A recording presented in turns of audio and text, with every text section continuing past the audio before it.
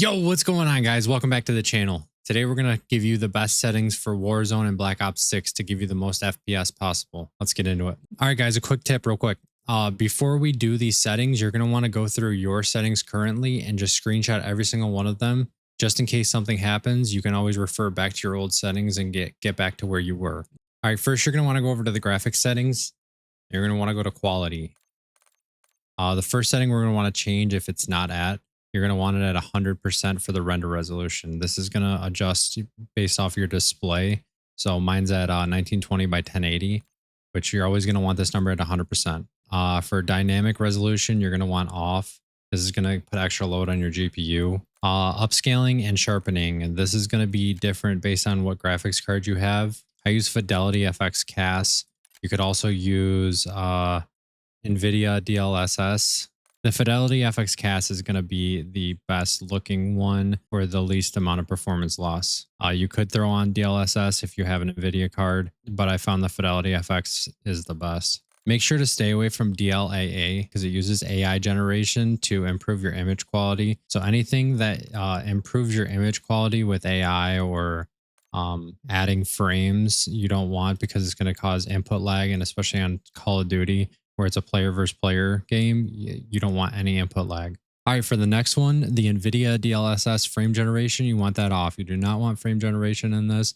This is player versus player. It's going to cause input lag. It's going to make your game feel laggy. It's not worth it. The frame generation is mostly for campaign, or if it's a story mode where you're not online multiplayer, that's where this is going to come in handy because it's going to improve the image quality, but add a loss of input lag. Same with the AMD FSR 3 frame generation. You want no frame generation at all. VRAM scale target. This is something that you can play around with. You definitely don't want this at 100% because then you're going to be maxing out your VRAM. You can jump between 80 and 60, I think. I have mine at 70, which is going to allow the 30% I have extra to be used on all my other programs. Variable rate shading, you're going to want this on. This is going to improve the image quality a little bit without too much performance loss. All right, and then these are your big ones, the details and textures.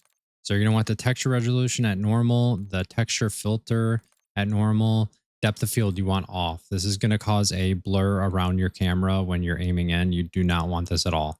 Detail quality normal, particle resolution normal, bullet impacts you can turn on. I have them on. It's a low CPU GPU performance, so you're fine. You can on or off, doesn't matter. Persistent effects off. You want this off. The shader quality you want low. The on-demand texture streaming, you can play around with this. I have this on minimal. You could put them on optimize, but if you're having problems with optimize, you put it back to minimal. This is the show more. Allocated texture cache size 32. Download limits on, and then 8 gigs daily download limit. This is just so that your game's not downloading extra graphics for no reason. Local texture streaming quality you want on low. Shadow quality normal, so your game looks somewhat good. Screen space shadows you want low. Occlusion and screen space lighting you want off. Screen space reflections you want off. Static reflection you want low. All right, and then all these are pretty much going to be off or low. Tessellation you want off. Volumetric quality you want low. Deferred physics quality off. Weather grid volumes off, and water quality off. All right, guys, next you're going to want to go in the view tab. This first one is motion reduction presets. So if you have this on, definitely make sure to turn this off. You do not want motion reduction on. For your field of view, so this is big. If you're on mouse and keyboard, set it all the way to 120. If you're on controller, you're going to want this between 100 to, I think, 110 is going to be the max. But at 110, you're starting to lose aim assist.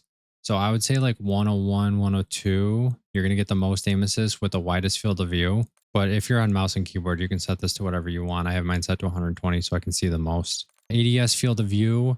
If you change this FOV from 80, you're going to want to change this. You make sure that this is affected. So your ADS field of view is affected so that your gun has a wider view when aiming down sight. Weapon field of view, you want this on wide. You could have this on narrow, but then you're just decreasing your field of view. Make sure it's on wide. Okay, world motion blur. This is huge. Off. Make sure that this is off so that while you're turning, you're not blurring your screen. You can see everything around you. Weapon motion blur, you want this off. Same thing. When you're turning, when you're aiming, you're turning, you You want this off. You do not want anything blurred. And then this is going to make the game feel more stabilized. Your first person camera movement, you want this on least at 50%. If you have this at 100, you're probably getting a lot of motion and effects when you're getting shot or running. Third person camera movement doesn't matter as much, but at least you want it at 50%. You want it the lowest possible. I have my third person ADS transition to third person ADS. And then inverted flashbang, that you can turn that on or off. It's just whether your screen goes white or black when you get flashed. All right, guys. And if you're on PC, you're definitely going to want to change these settings or at least look at them. Go over to display and you're going to see all these different settings. And this is just going to be based on kind of your PC and your preferences. Display mode, I have mine full screen borderless. This is so it takes up my whole monitor and I can get out of it. I can leave the space so I can go to my other monitor. Aspect ratio, automatic. This, if you have a super wide monitor, you can change this. Brightness, you can change this here. I have mine at 57, which is kind of high, but there is so many dark spots in this game right now. So you're going to want this a little higher. If you turn it up too high, your screen's going to look hazy. So don't do that. But try to find the sweet spot between like 50 and 60. 60 is going to be like the max. If you have an NVIDIA graphics card, you can play around with these. I have my NVIDIA Reflex low latency on plus boost. This is going to give us optimized latency settings. Additionally, GPU clock frequencies are kept high in CPU bound cases. This can reduce latency, but will increase GPU power draw. This is because I have a lower CPU than my GPU. My GPU is stronger than my CPU, so I have it on plus boost. If you are in that scenario where you have a slower CPU and a stronger GPU, you're going to want to turn on plus boost. Eco mode preset, this really doesn't matter. Custom frame rate. So I have mine maxed out. My monitor is a 144 hertz monitor. So that means I can get, my screen is only showing the max of 144 frames per second. I just maxed mine out at 200, just so you're not spiking. So you kind of stay within a parameter. You're not going to 1,000 and then back to 20.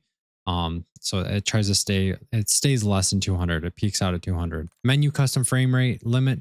I have mine set to 70 because in the menus, you don't really care. You're just in the menus. So I just peak it out at 70 just so I'm trying to conserve a little bit of power. Autofocus custom frame rate. This is when you're on a different tab. So like, let's say you're on Edge on your other monitor, it's still at 70. So I just keep mine at 70 when I'm not playing the game. And then focus mode is at 90. None of these really matter, but you can change them. All right, guys, with these new settings, you should have a lag-free max FPS gaming experience. Let me know down in the comments how much extra FPS you got. And thanks for watching, guys. I'll see you in the next video.